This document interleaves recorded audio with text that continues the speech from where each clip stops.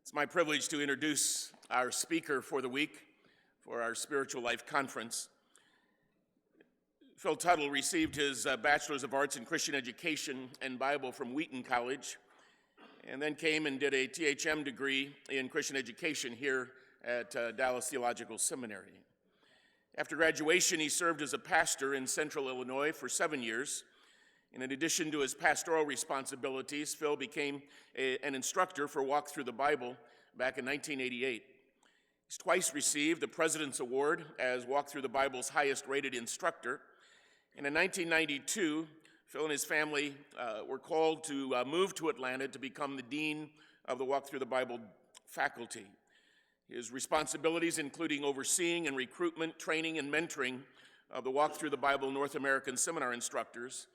And then in 2002, he became the senior vice president of World Teach, Walk Through the Bible's international ministry, which now has an outreach in more than 80 countries of the world. In 2004, the seminar development of Walk Through the Bible and the international department joined together under the title of Global Church Ministries, and Phil's responsible for that leadership. Next to his relationship with the Lord, Phil's highest priority is his family. His wife, Ellen, teaches and is actively involved in his ministry, supporting him in prayer and occasionally team teaching the marriage seminar for Walk Through. Phil and Ellen have 2 teenagers, Emily and Philip. I teased Phil earlier because we know enough about each other to put us both out of the ministry. He has been a dear friend for all of these years. And I was so pleased when the chaplain told me that he had been selected to come and deliver this series of messages to us. What I love about Phil is that everything he talks about, he lives. And he has a delightful walk with the Lord, a delightful family, and it's just great to, again, welcome a dear friend to our chapel. Would you join me in welcoming my friend Phil Tuttle to our chapel platform?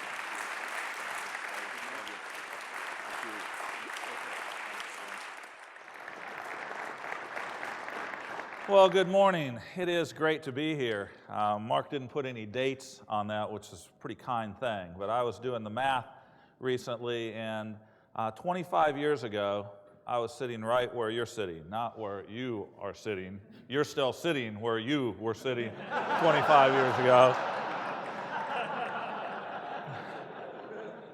Don't pull out the scrolls and double check everything I do. We used to watch you all do that, and it was so intimidating. Oh my. But 25 years ago, I was a first-year student here at DTS and had heeded Dr. Hendrick's advice, if you don't have a wife, get one. And Ellen and I were married during Christmas break of my first year and came back and had an incredible experience.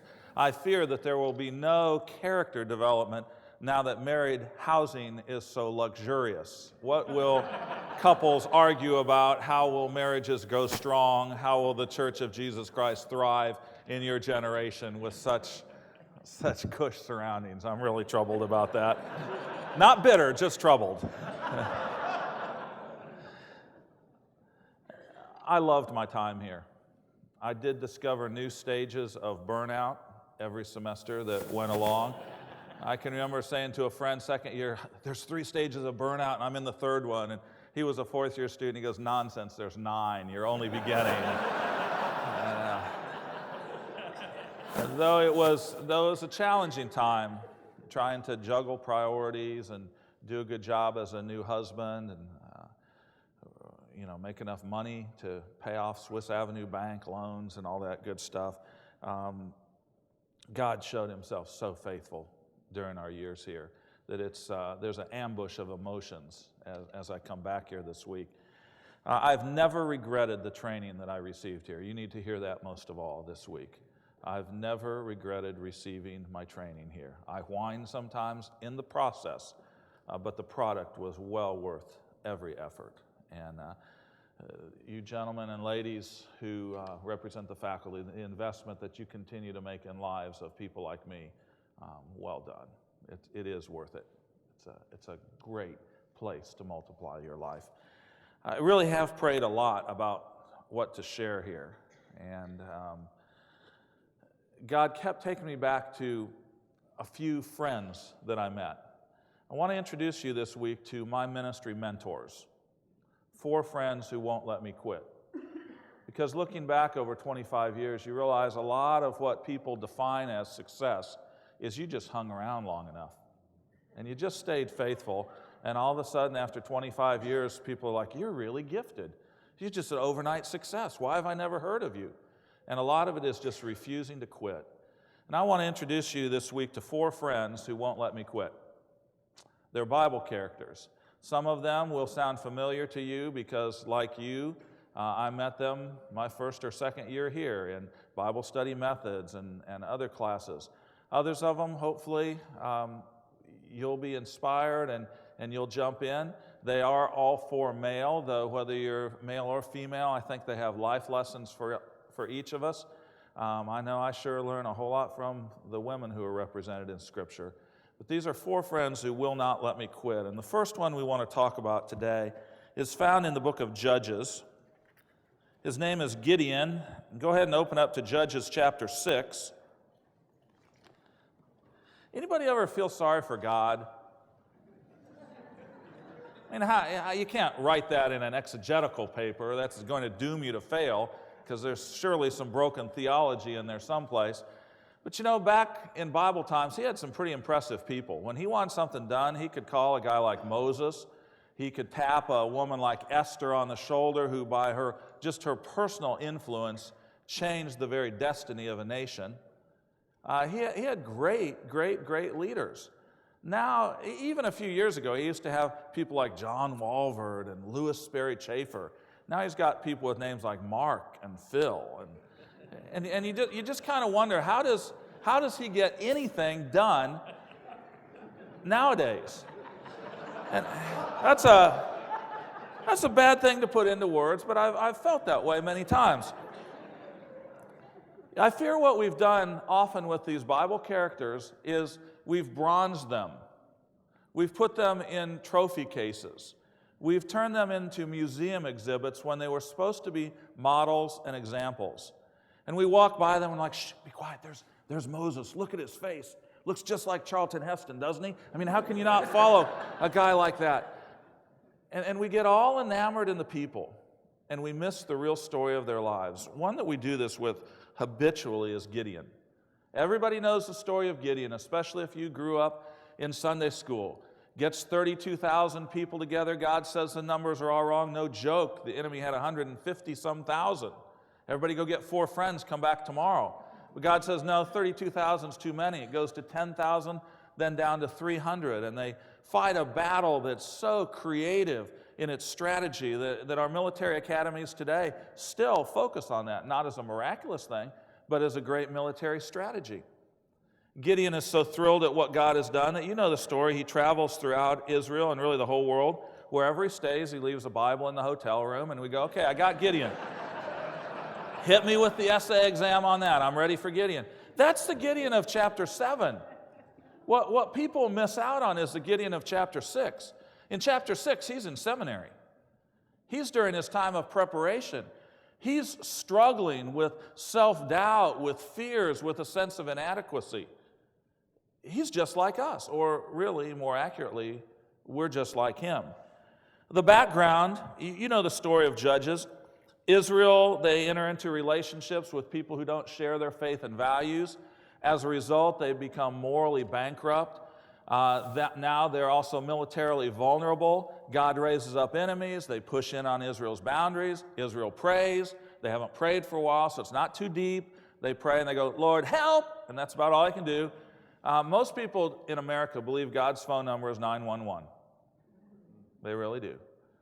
And they come back to God, and an army's raised up, and the enemies are forced off, and then the people are like, it's so good to know you're there when we need you, God. If we're ever stuck again, we'll call. We'll have lunch. Your people, our people. We'll get together. Did you see church attendance after 9/11? couple years ago? Same thing. This is human nature, and it has not changed. One oppressor after another. This time in chapter 6, it's the Midianites. But the Midianites don't just come in and conquer. Instead, what they do is they let Israel plant the crops every year. Then when it's time to harvest, they come in, they go, hey, thanks, things are looking good. A little more fertilizer on that field would have been a good idea. But they do all the harvesting for the Israelites. Historians tell us what they couldn't eat or feed to their animals or cart off back home. Chances are they burned it. Israel's brought very low during this time, and we're going to pick up the story in verse 11. And this is a long narrative passage, so we are going to have to jump around a little bit. Verse 11, the angel of the Lord came and sat down under the oak in Ophrah that belonged to Joash the Abiezrite, where his son Gideon was threshing wheat in a winepress to keep it from the Midianites. Now, I'm not a farmer nor the son of a farmer, but I have an uncle, Uncle Leroy and Aunt Shirley. They live out in Nebraska, and our family went out there for the Tuttle Roots Tour last summer. No videos are available. It was mostly pretty boring, but I learned that you don't want to be in a grain bin. You don't want to be any place enclosed with grain dust. If you're going to do this, you want to be up on top of a hill where a cross breeze can separate the wheat from the chaff. But here he is. He's in hiding, and can't you feel the tension and even the depression in this passage? He's got this little bit of grain which his family desperately needs to eat, but if we do that, we're mortgaging the future because that ought to be put in the ground. But if we put it in the ground, guess what's going to happen? The Midianites will probably be back next year. And that tension that he feels is no different than you going, well, okay, I got to get this exegetical paper done, but I've also got a church history exam. And there's no way to do both equally well. There's no way to say, well, I got to get in these extra hours, but man, I need to spend time with my husband and my wife. Our kids were a little bit behind on that, and I can see their emotional tanks are not full like they need to be. This is real life stuff right here. When the angel of the Lord appeared to Gideon, he said, "The Lord is with you, mighty warrior." I love this. People try their best to take the humor out of Scripture, but this is hilarious. He does not feel like a mighty warrior here. His response probably was, who, me? Of course, he spoke Hebrew, so he actually said, who, me? But if you... They taught me how to translate that years ago. It basically means the same thing. But Sir, Gideon replied, if the Lord is with us, why has all this happened to us? Where are all his wonders that our fathers told us about when they said, did not the Lord bring us up out of Egypt? But now the Lord has abandoned us and put us into the hand of Midian. I will say to you, perhaps if you're a first-year student, you've not yet had this feeling yet, though you probably have. But before you get out of this place, you will come face to face with the dreadful fear that God has abandoned you. He led me here so clearly. He provided. Our home church affirmed it. And now, where is he? Because I don't know how the bills are going to get paid. And they want money for next semester's school. And we're a month behind on our apartment rent. And I know all of those tensions because I've sat where you sat 25 years ago. And though we're reluctant to articulate it, Gideon does it here for us. He feels like God has let him down, like God has somehow vanished from the scene. Did not the Lord bring us up out of Egypt, but now he has abandoned us and put us into the hand of Midian? The Lord turned to him and said, go in the strength you have and save Israel out of Midian's hand. Am I not sending you? But Lord, Gideon asked, how can I save Israel? My clan is the weakest in Manasseh, and I am the least in my family. He had his set of issues. We'll deal with those in a minute. The Lord answered, I will be with you, and you will strike down all the Midianites together. His deal was, I'm from the wrong tribe, not even an impressive family within that tribe. Most of us don't talk like that today. We have other issues. Oh, I'm just a second-year student. Who's going to listen to me? I saw the offer to go preach in a church, but do I really know enough to get any field ed experience yet? I don't think so. Some of you are saying, I don't have enough education. They might ask a question that I don't know the answer to. Others are going, you know what? I fear I'm overeducated because now I have time connecting in plain English, and that used to be really easy for me. Some say, I'm too young. First church we went to, the elders said, we just looked and did the math. You're the age of our kids. This is not going to work. We want somebody older. And I looked and I go, guys, there's no doubt in my mind you are going to age me rapidly. This is not going to be a problem here. You can be too young. Now this Friday in Phoenix, I'm talking with a big group of high school students. And my daughter is like, Dad, I mean, you know, you're good with adults, but how'd you end up with a gig with high school kids? And can you still connect? I'm like, I'm 48. That's not a fossil age, you know? I used to be too skinny. I was on Ovaltine 4 times a day. I really was. I was 6'1", 143. Whoa. I'm still 6'1", 143. We just converted to the metric system, and it's very simple. There are single guys and girls out there going, if I were married, then I would have credibility. And there are married people going, if I were single, then I would have time and money. So, you know, don't read by this stuff about the families and the clans and the tribes and go, we don't struggle with that anymore. We just switched issues. Here's the first lesson. We're going to learn 3 together today. First lesson is this. God calls inadequate people to incredible ministries. Say that with me. God calls inadequate people to incredible ministries. Say it one more time. God calls inadequate people to incredible ministries. This has been the battle of my life. And it intensified when I was here. I came in not having ever preached. I didn't have ministry experience. And this was one intimidating place to be. Not only the faculty, but my fellow students who were so amazingly gifted. And that's when I fell in love with this character right here. Because I used to think that a sense of inadequacy disqualifies us from serving God. I don't believe that anymore. It's dreadfully close to being a prerequisite. Because if you don't feel inadequate, you have no need for the all-sufficiency of Jesus Christ. So this is major league stuff here. What's Paul say? We have this treasure in earthen vessels. Why? So the surpassing glory of Jesus Christ can come shining through. I love the commentaries on that. I hope nobody wrote this in this room, but it's possible. I read one recently. This is definitely a reference to the priceless vases of the Ming Dynasty. That isn't the point of that passage. Point of that passage, we got china for our wedding. I mean, people took their life savings and their firstborn child and exchanged it for a salad plate.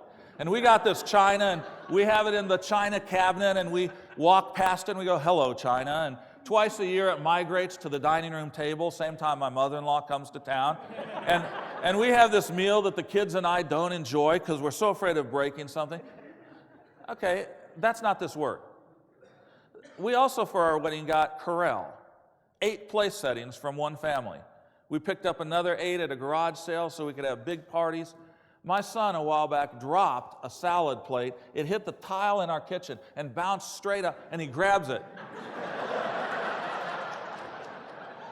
If they'd had styrofoam back then, he'd have used the word for styrofoam. The point is, it's not the container, it's the contents. And you've got to even push this farther because it's not just pots, it's cracked pots. So, hey, we're all in. This is great. 17 and following, Gideon is not sure about this. He asks for a sign, and the messenger gives him a sign. Let's pick it up in verse 25. That same night, the Lord said to Gideon, take the second bull from your father's herd, the one 7 years old, tear down your father's altar to Baal, and cut down the Asherah pole beside it. Then build a proper kind of altar to the Lord your God on the top of this height. Using the wood of the Asherah pole that you cut down, offer the second bull as a burnt offering. So much in here. Isn't it interesting? Before he sends him to fight this big war, he's got to go to his own dad's backyard. Is there anybody in the room who will not acknowledge the toughest ministry of all is at home? But that's extra credit. That's not even our point today, but it sure is clear here. So Gideon took 10 of his servants and did as the Lord told him. But because he was afraid of his family and the men of the town, he did it at night rather than in the daytime.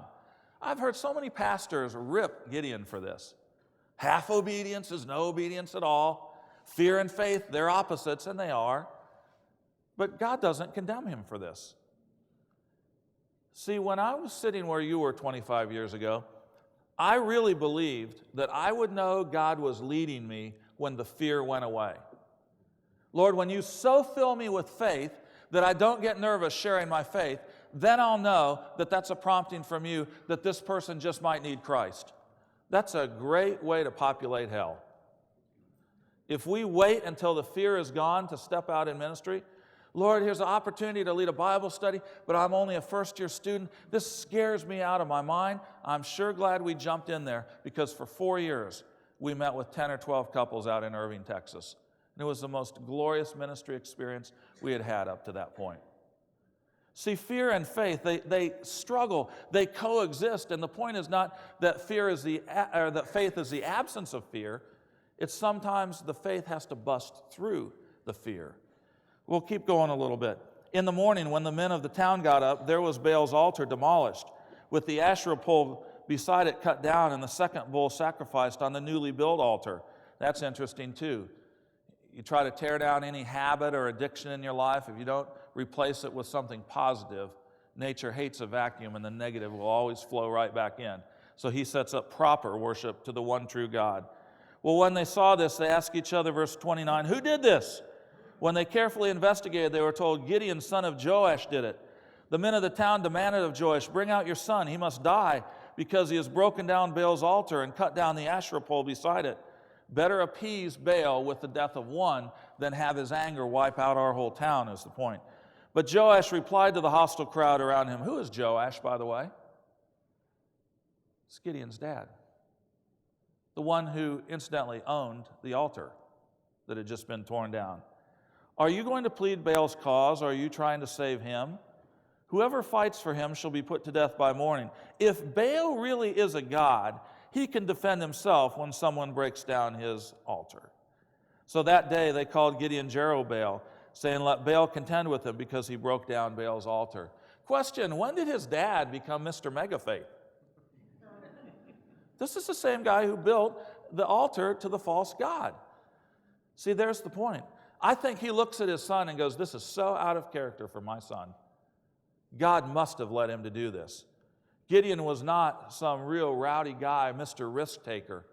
I think he was actually pretty reluctant to take risks. And his dad looks at him and he goes, there's only one explanation of this. It's got to be the hand of God. Second lesson that emerges from this text is from these verses. These verses teach us that God calls fearful people to faithful ministries. Say that with me. God calls fearful people to faithful ministries. Right. What's your greatest fear? I will guarantee you God will find it. He will. I was in Africa a couple years ago, and we check into this hut, and I'm going to be training instructors all week, and there was a hornet's nest like you have never seen a hornet's nest. These hornets were picking up missionaries and flying them away. And I turned to my host and I go, you're not going to believe this. This is like my number 2 phobia on earth. And he goes, isn't it miraculous that you and I have that phobia in common? But it's my number 1 phobia, so you must knock down the nest.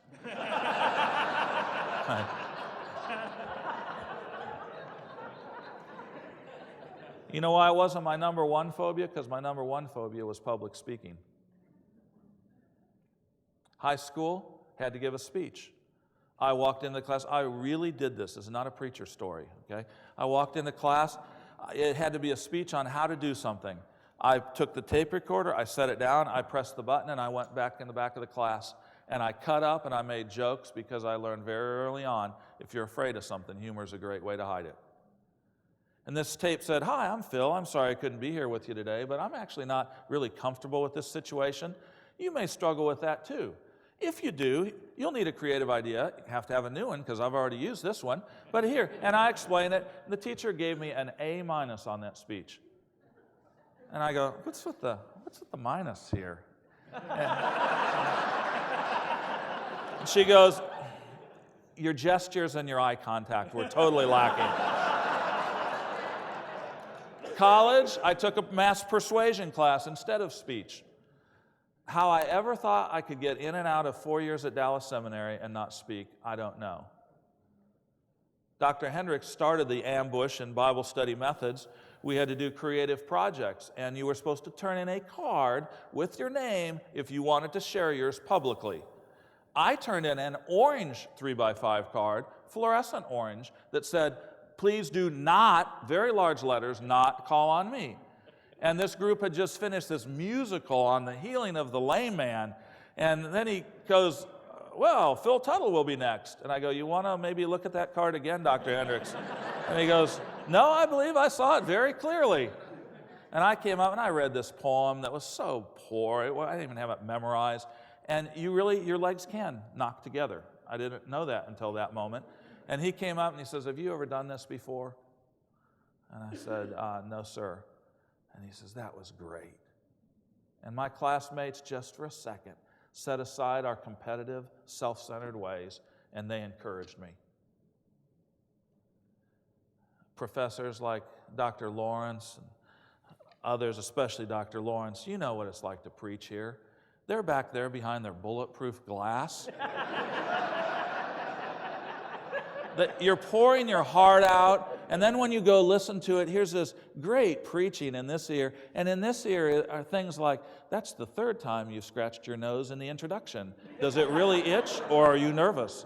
You know, and I don't know if you still do this. If you were married back then, they had his and hers matching headsets, so you could bring your spouse. So my wife would go, oh, that's how it's not supposed to be done. Okay, I'll encourage him.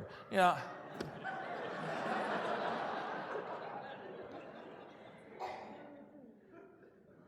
It's amazing what God does. He will find your greatest fear.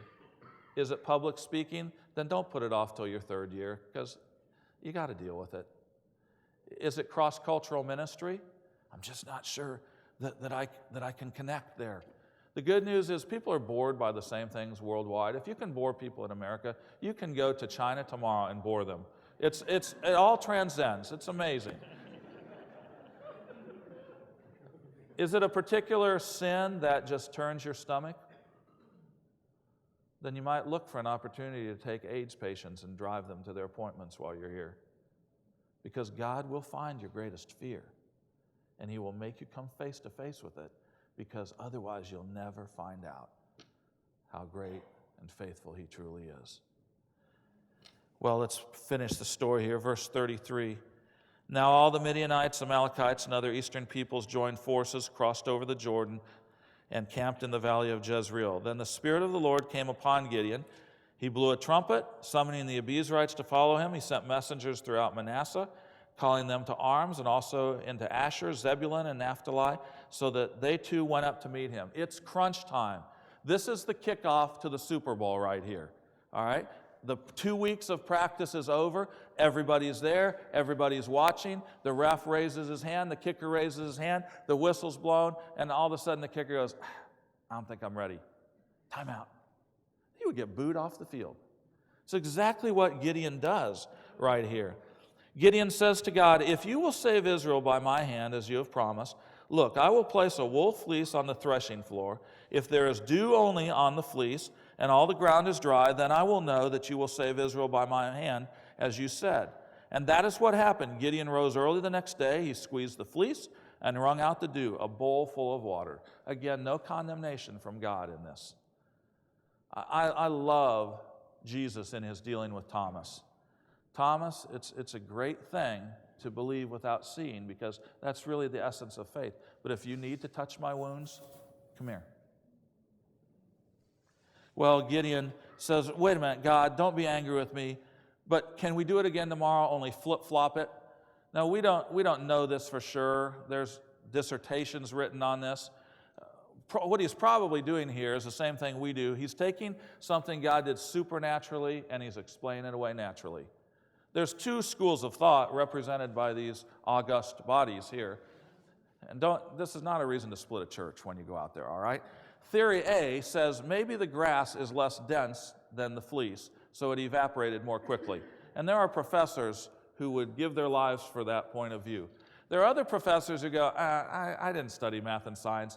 Maybe Hezekiah's St. Bernard, who's never on the leash like he's supposed to, and why I don't know how the fleece got wet. And you'll find both those views represented by equally godly people in great institutions of theological learning. For our purposes today, it doesn't matter. What matters is God's response to him. Here's our third lesson. God calls doubting people to daring ministries. Say that with me. God calls. I grew up in a church that was so good at so many things that I hesitate. I don't want to come off critical to my home church. But one thing they were not good at is handling doubt. And God gave me, for whatever reason, a mind that loves to ask questions. And repeatedly, all through high school, I was told, Phil, you're bright, but if you keep asking those questions, it's going to lead you astray. Just believe. It's in the Bible. Where is it in the Bible? Show me it in the Bible. It's in there. It's in the Bible someplace. It's not always that obvious. Sometimes it's hidden. But it's in there. Trust me. It was as if there was this fear of honesty, intellectual honesty, and the freedom to really dialogue. It was as if there were ushers in the balcony, and they were snipers, and they were culling out the weak ones from the herd almost. God transplanted me into a situation, first at Wheaton and then here at Dallas, where questions were not only allowed, they were actually encouraged. Let me say something to you, especially students, but also faculty, because you've got to create this safe environment. If it's not safe here, then they're going to die when they leave here. Because the dark night of the soul will find your life at some point. And if it's not okay to ask a question, even especially when you go pastor and teach. I'm sitting in a small group a couple weeks ago. Somebody goes, you all talk about this book like it's some awesome book. It's good, but I've read Grisham's stuff that I think is better. And you wait for the lightning bolt, and then you see God going, hey, let's take this on. And God, remarkably, isn't offended by that statement. And to say, you know what, read it like it's any other book. And you know what you'll discover? It's unlike any other book. And to engage that person in a dialogue and make it a safe place to even ask the ugly questions. I believe that's probably the single greatest change at Dallas Seminary since 25 years ago. It's a kinder, gentler place. And one of the real benefits of that is that you can deal with doubts like you couldn't before. The dark night of the soul will find your life. We graduated from here. We thought, okay, the next thing is babies. Let's have some kids. If we time this just right, Ellen can be pregnant at graduation or maybe carrying a newborn. We didn't know we were headed into 6 years of infertility. We go to Illinois to a little town of 850, 25 miles from the nearest McDonald's. I'll tell you a lot about that town this week. That church was in the middle of a baby boom. And month after month of disappointment led to year after year of just really borderline depression for my wife. And I'm the pastor, and I don't think I learned it here, but somebody had told me a pastor should be a burden bearer, not a burden sharer. And I'd cross-stitched that and hung it on the wall of my brain, and that's an idiocy, my friends. Well, one week I'm preaching from Samuel and about Hannah, and I just lost it and started crying. And our church came alongside and we said, we've known you've been struggling. Why didn't you share this with us? I'm like, well, it's kind of private. And besides, I didn't want to trouble you with my problems. And they said, well, let's pray. And you know what I had to say to our elders? I'm not sure I can pray about this anymore. And they said, then ride our coattails. Ride our faith for a while. And all I can tell you is when little Emily was born, and a few years later after that, Philip was born. Emily didn't walk till a year and a half because everybody carried her. They thought she was their baby. My counseling level tripled because all of a sudden I was real instead of plastic and perfect every Sunday morning. God calls doubting people to daring ministries. So, this is my first friend I wanted you to meet today. We're going to meet 3 more as the week unfolds. But I want to end this service in somewhat of an unusual way. Will you stand up with me? Profs, you stand up too, please. I want you to find a partner, and if it's somebody you know and you're comfortable, maybe put your hands on that person's shoulder. If you need to work in threes, that'll work. If you just want to hold hands, or if you just want to stand awkwardly, that's okay. That's okay too. I want you to look that person right in the eye, all right? I want you to look that person right in the eye. Do not look at me, all right? It's like when I do a wedding and the couples give their vows to me. That's not a good situation. I'm going to say a phrase. I want you to repeat it, and I want you to speak it into that person's soul. All right? You're going to speak truth to that person. If you got 3, just kind of make it work somehow. Here we go. And then, Chaplain, you can close in prayer when we're done here. Here we go. You remind me of Gideon. You're really a lot like him.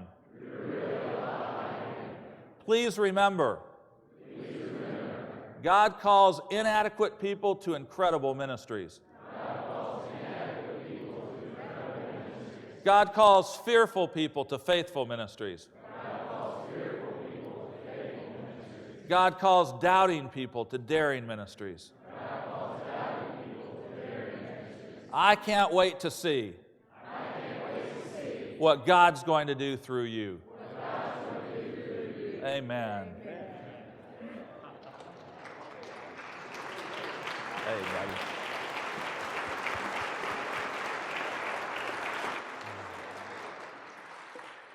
Fear not, I'm with you. Don't be dismayed or afraid. I'm your God.